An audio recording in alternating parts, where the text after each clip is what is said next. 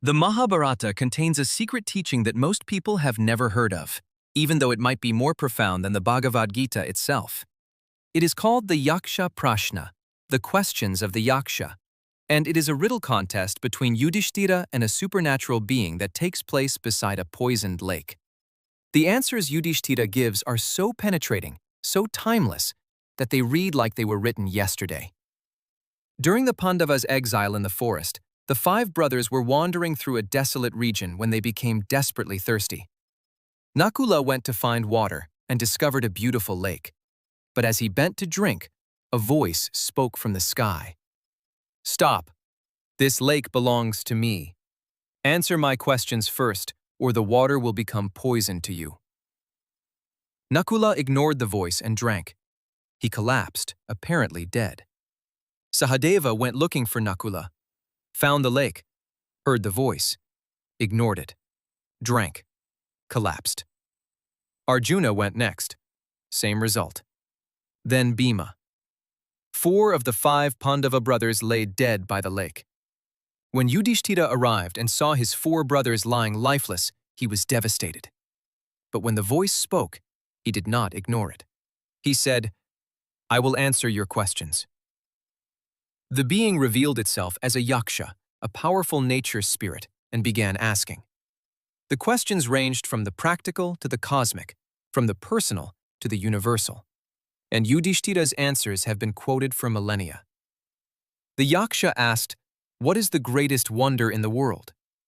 Yudhishthira answered that every day countless beings die, yet those who remain live as though they will live forever. This is the greatest wonder. The Yaksha asked, "What is the fastest thing in the world?" Yudhishthira said, "The mind. It can travel anywhere in an instant." What is the greatest dharma? Compassion toward all living beings. What makes a person noble? Not birth, not wealth, not learning, only character and conduct. What is the most surprising thing? That despite knowing we will die, we act as if we are immortal. What must one give up to become wealthy? Desire. When you stop wanting, you are the richest person alive.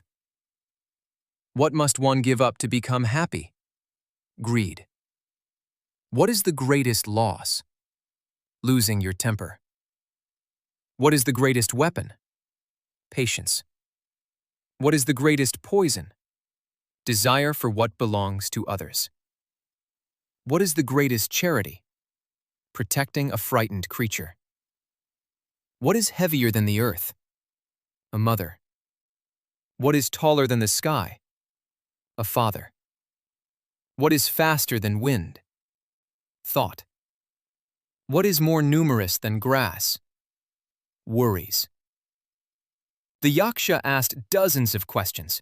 Yudhishthira answered every single one, not with scripture, not with philosophy he had memorized, with lived wisdom, with the clarity that comes from a man who has lost everything, been humiliated, exiled, and tested beyond human endurance, and still chose to think clearly. When the Yaksha was satisfied, he offered Yudhishthira a reward. He would restore one of his brothers to life. Choose which one.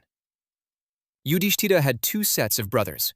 Arjuna and Bhima were Kunti's sons, his full brothers. Nakula and Sahadeva were Madri's sons, his half-brothers. Everyone expected him to choose Arjuna, the greatest warrior, or Bhima, the strongest fighter. Yudhishthira chose Nakula. The Yaksha asked why.